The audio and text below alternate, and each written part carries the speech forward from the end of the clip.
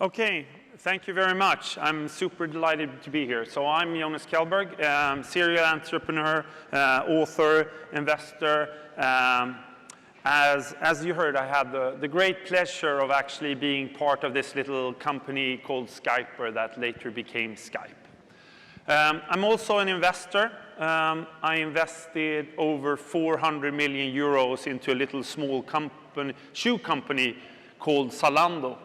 I don't know if you know it, but it actually became quite big. It's today listed on the Frankfurt Stock Exchange.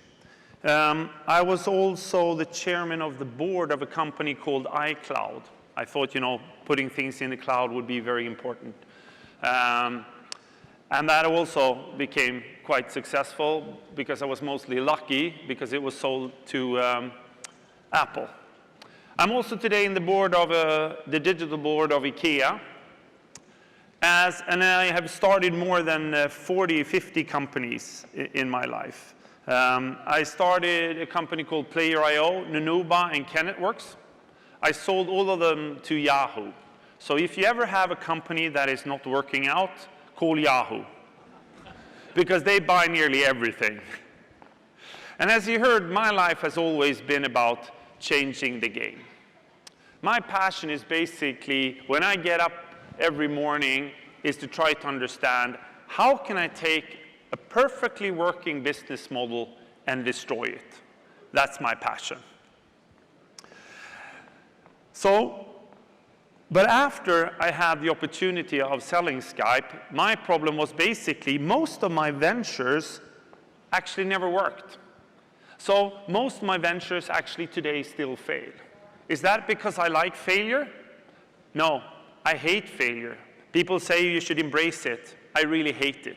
The thing is, I like taking risk. And I was quite puzzled, still am, why do some companies succeed and why do some not? So after Skype, I had the opportunity to go to Stanford and started teaching. If you ever have time in your life, go to Stanford. It's a great place. And I did. But after a while, my professor, Tom Kosnick, he came up to me and said, Jonas, it's great that you're here. The students love you. There's only one little challenge. And that is, we've noticed you haven't read the books that you're teaching about. Okay, fair point. I don't know how many here have read the American management literature. But if you haven't, most of these books are actually shit boring. So I said to Tom, why don't we do something different? Why don't we write a book about all your research at Harvard and publish it? Now you've been here at Stanford, been at the pinnacle of starting company. He said, that's a great idea. And we did. But I said, if we're going to do it, I want to do it my way. So I said, let's launch a book that is 100 pages long and half has to be pictures. He was not utterly convinced, I'll tell you that. I said, let's do it anyway. I think this is what the world needs. And then we were super proud when we had our first copies. And we sent it to his former colleagues at Harvard. What do you think they said? This is so sweet, Tom. Have you done a children's book? And he was totally devastated. He said, Jonas, we have to cancel it. It's my reputation. It will never fly. And I said, Tom, who cares about, a bunch of Harvard professors? Let's talk to the real guys, the publishers of the world. So I spent a lot of time talking to the big publishers. What do you think they said when they saw this book? Well, what they said is, Kjellberg, the children's department is down the hall. And no one actually wanted to publish the book. I even got formal letters sent home to me. Dear Mr. Kjellberg, we wish you great success somewhere else. So I said, okay, I started a lot of companies. How hard can it be to actually publish a book? You print it on paper and start selling it. And since I was pissed with the whole industry, I went back and I wrote another book. And this book has only pictures. So now there's a third book published by Wiley, one of the most prestigious publishing houses in the world. Why would they publish my book? Well, I think the simple perspective is it's sold. And that's the perspective of how you need to run companies. So what's the book about? I think the book is about the 9 different gears that you as an entrepreneur need to run if you're a successful perspective. And in the center part here, which people don't talk a lot about, is basically customer acquisition.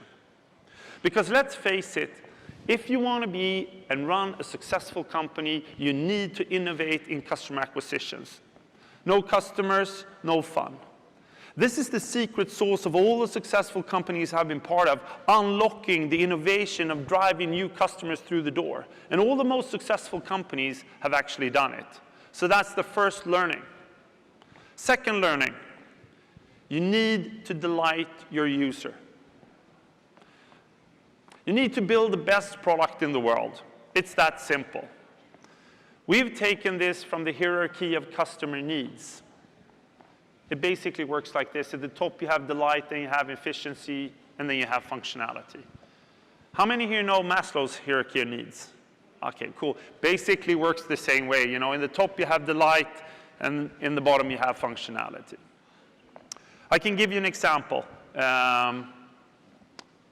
This company had a very, very strong delight.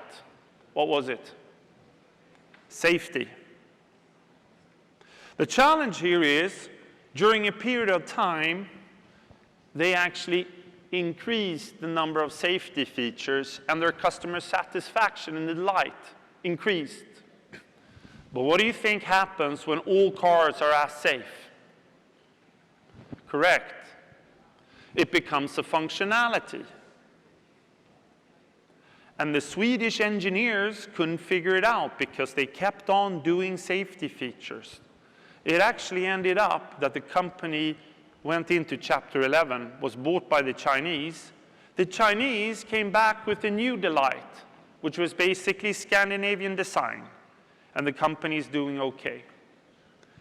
So if I want to urge you, as entrepreneur, as leaders, is to really think about how do I innovate in tomorrow's delight?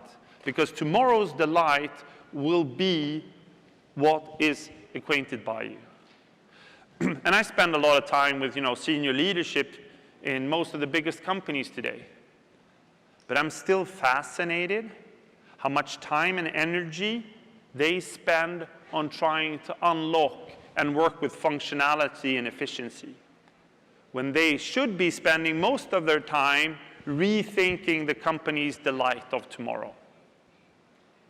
So basically, what is that friction-free storytelling that you need to tell your customers and employees?